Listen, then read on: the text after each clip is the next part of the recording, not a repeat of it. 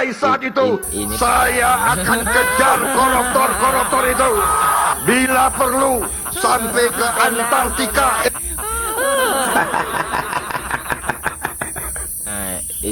Sampai ke Antartika katanya, guys.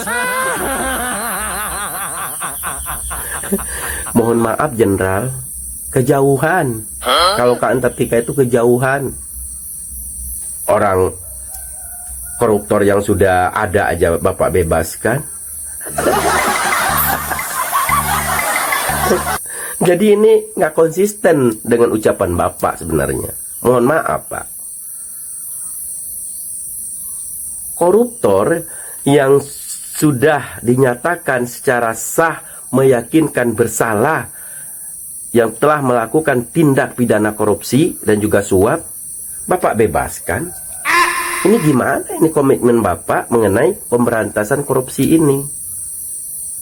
Saya selaku masyarakat 58% yang memilih Bapak sewaktu Pilpres yang lalu, itu boleh dikatakan kecewa ya Pak ya, kecewa.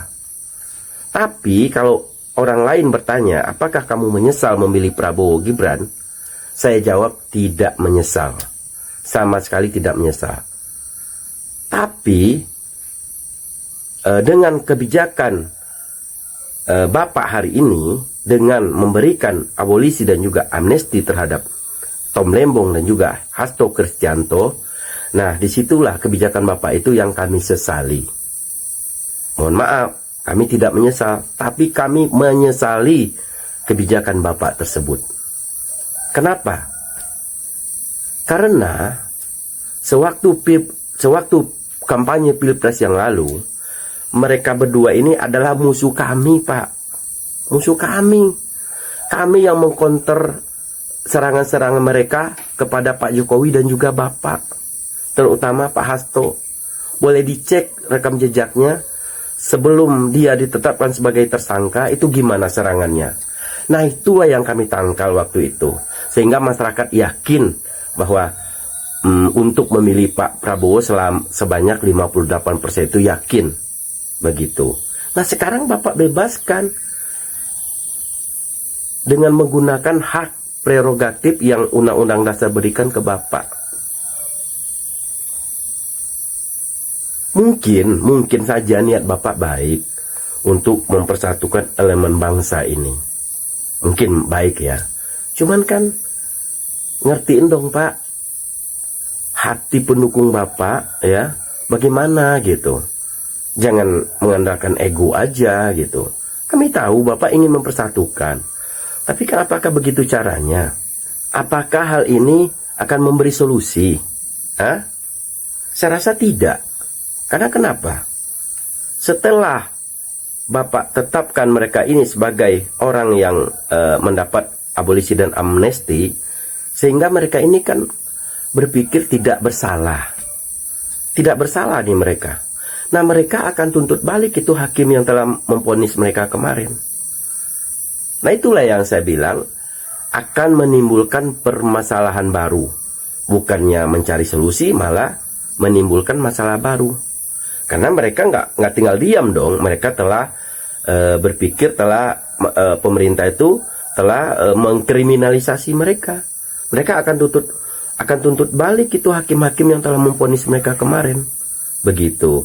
Padahal mereka ini sudah dinyatakan secara sah meyakinkan bersalah atas tindak pidana korupsi. Dan waktu itu ya Pak ya, waktu itu banyak juga masyarakat yang menanyakan bahwa Tom Lembong ini dikriminalisasi, kan begitu. Banyak itu masyarakat yang mengatakan. Sehingga Pak Mahfud selaku Menko Polhukam waktu itu memberikan penjelasan kepada masyarakat yang bertanya itu. Jadi banyak juga dulu masyarakat yang menanyakan kalau Tom Lembong ini dikriminalisasi, korban politik, kan begitu. Tapi bagi Mahfud MD itu dijawab semua tuduhan-tuduhan itu sewaktu Pak Mahfud MD menjadi Menko Polhukam. Kita dengar jawaban masyarakat mengatakan itu Tom Lembong nggak ada korupsinya karena tidak ada aliran dana ke Tom Lembong. Nggak bisa. Di dalam hukum korupsi itu tidak harus ada aliran dana. Rumusnya itu memperkaya diri atau memperkaya orang lain. Termasuk perusahaan-perusahaan yang diberi lisensi. Kalau itu dapat keuntungan secara tidak wajar, korupsi. Unsur pertama terpenuhi. Unsur kedua dengan cara melanggar hukum, melanggar aturan yang sudah ditentukan. Dan tentu lalu dihitung kerugian negara atas ini semua berapa. Kalau itu tidak ada debat bahwa unsurnya nampaknya sudah terpenuhi. Untuk Tom Lembong itu unsurnya sudah terpenuhi waktu itu, ya kan? Itu sewaktu Mahfud MD masih menjadi Menko Polhukam waktu itu, Pak. Jadi sudah jelas-jelas bahwa mereka ini secara sah dan meyakinkan bersalah atas tindak pidana korupsi, kan begitu, dan juga suap. Sudah jelas-jelas. Nah, hari ini Bapak lepaskan, gimana kami nggak gondok coba? Gimana kami nggak kesal coba? Jadi kami ingin mempertanyakan bagaimana sih komitmen Bapak dalam memberantas korupsi ini? Kalau ibarat kata itu Pak, jauh panggang dari api. Apa yang Bapak ucapkan sewaktu kampanye atau sewaktu Bapak dilantik dulu tidak sesuai dengan kenyataan hari ini. Jauh panggang dari api begitu.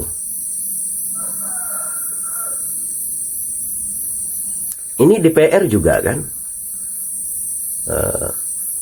Setelah Presiden mengusulkan hal ini langsung diterima. Langsung, ya kan? Tapi coba RUU perampasan aset bagi para koruptor sudah beberapa tahun nggak pernah disahkan. Nah itu gimana ini? Seharusnya yang lebih urgen itu yaitu RUU perampasan aset bagi para koruptor. Itu yang seharusnya, bukannya malah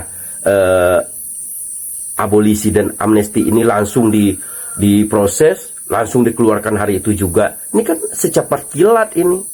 Bagaimana ini negara? Astagfirullahaladzim. Nah itulah yang kami sesalkan terhadap pemerintahan Bapak ini. Gitu. Jadi bukan kami menyesali pilihan kami, tidak. Tapi kami sangat menyesali kebijakan Bapak dalam memberantas korupsi, Pak. Kalau mau adil, Pak, ya, jangan hanya sekedar Tom Lembong dan juga Hasto Kristianto aja. Kalau mau adil nih, jangan hanya itu aja, Pak. Masih banyak kok korupsi-korupsi yang lain. Ya kan? Tapi kenapa orang yang berseberangan dengan pemerintahan waktu itu ya kita tahu Tom Lembong adalah orang Anies Baswedan. Hasto Kristianto itu udah tok itu orang PDIP karena dia menjadi sekjen juga. Nah kan masyarakat bertanya, kenapa sih yang dua orang ini yang diprioritaskan, sedangkan dia adalah musuh kita sewaktu kampanye Pilpres yang lalu? Kenapa? Tentu masyarakat bertanya, wajar Pak, masyarakat bertanya. Kenapa gitu? Ada apa? Apakah ini merupakan transaksional politik? Bisa jadi, ya kan? Kami bertanya, kenapa begitu? Apakah nanti setelah mereka dibebaskan akan menjadi bagian dari kabinet Bapak? Hah? Bisa jadi kan? Udah aja sekalian masukin ke kabinet Bapak. Tanggung gitu kan? Ada juga tuh yang Bapak bebaskan orang yang pembenci Pak Jokowi. Ada juga. Ini gimana ini? Sementara masih banyak orang-orang korupsi lainnya yang nggak Bapak bebaskan, yang nggak dikasih abolisi dan amnesti. Ada juga tuh si Muiz, ya kan? Terus Yassin Limpo itu, ya kan? Johnny G. Plate juga banyak. Ya udah aja sekalian bebaskan, biar adil. Sambo sekalian, begitu, biar adil. Biar ada keadilan sosial bagi seluruh rakyat Indonesia. Udah tanggung kalau kayak gini gitu. Jadi sekali lagi Pak, kami hanya mempertanyakan komitmen Bapak dalam memberantas korupsi. Itu doang.